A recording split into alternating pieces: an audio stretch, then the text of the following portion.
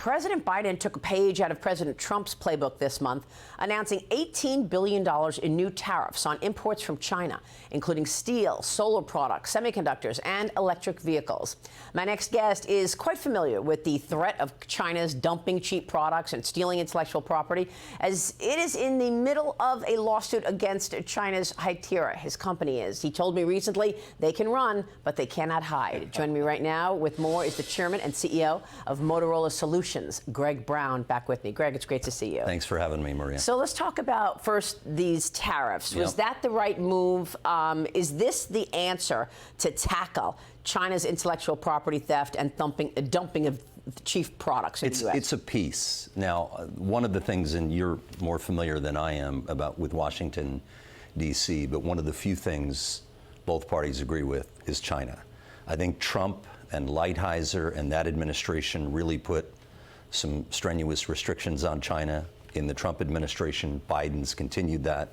Now, I admittedly am more of a free trade person. However, when you have a market actor that dumps cheap subsidized product and steals intellectual property, then in this case, I'm generally in favor. 100% tariff increase on EVs.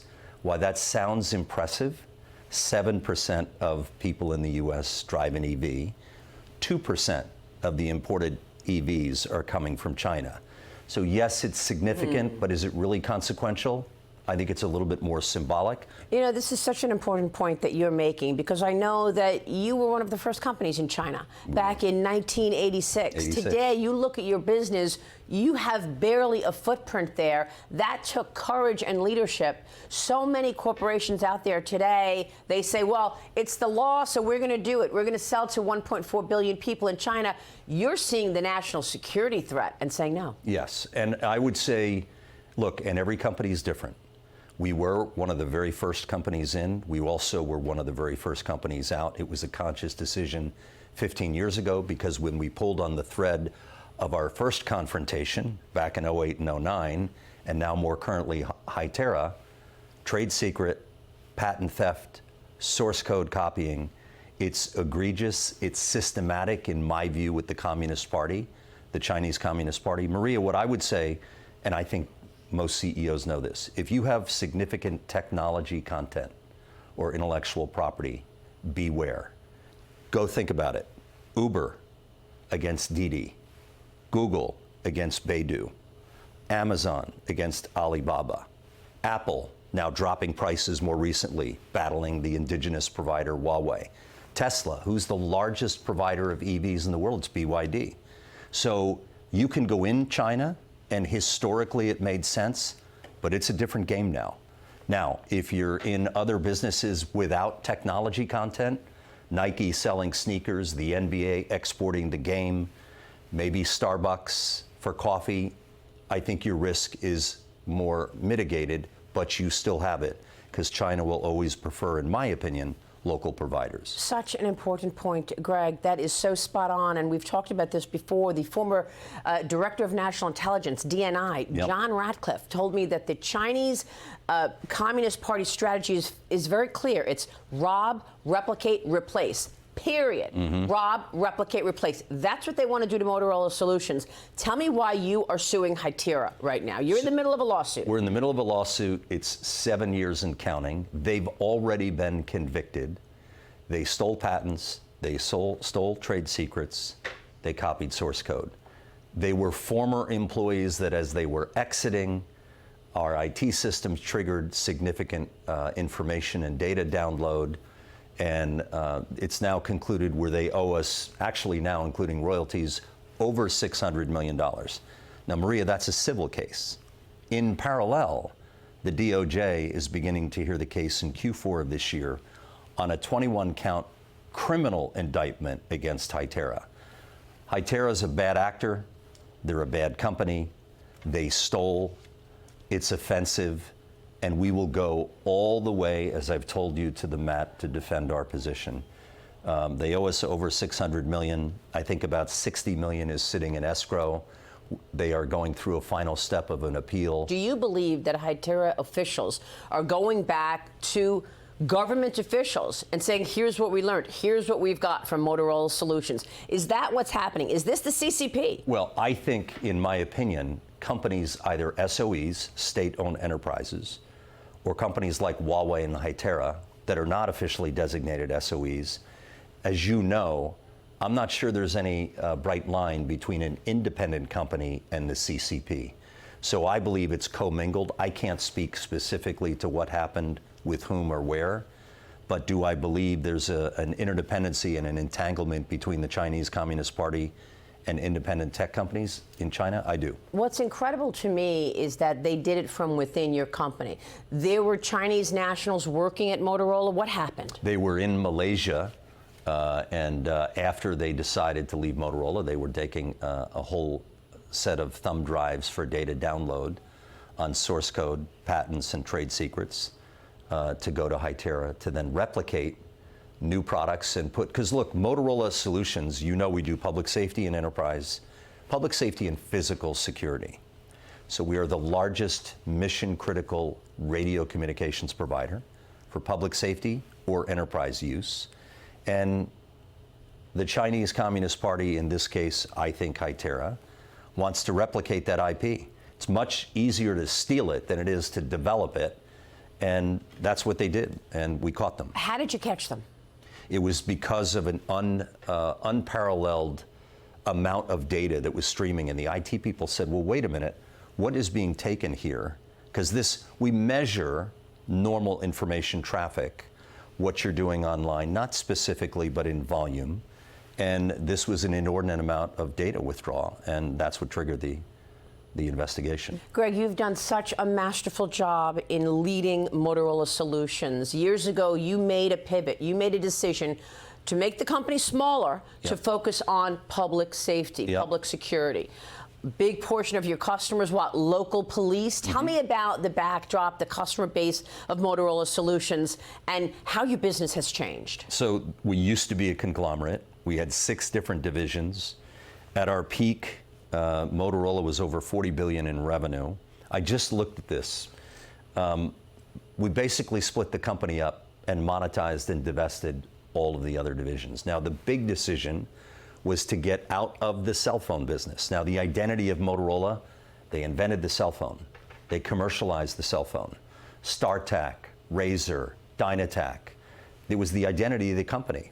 So the decision to split and part ways was a big one. Now, by the way, I remember having the conversation.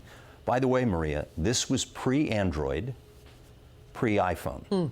So there wasn't an iPhone and there wasn't smartphones. But I said what Motorola historically has done, outstanding innovation, superb. But they typically do it in consumer electronics, and then we can't compete on scale or low cost. We invented elements of the portable TV. We invented the pager. We invented the car radio.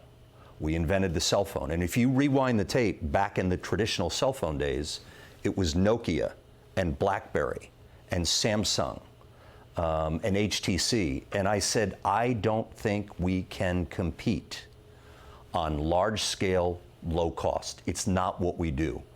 And the typical competitive set are either Chinese companies and or Koreans.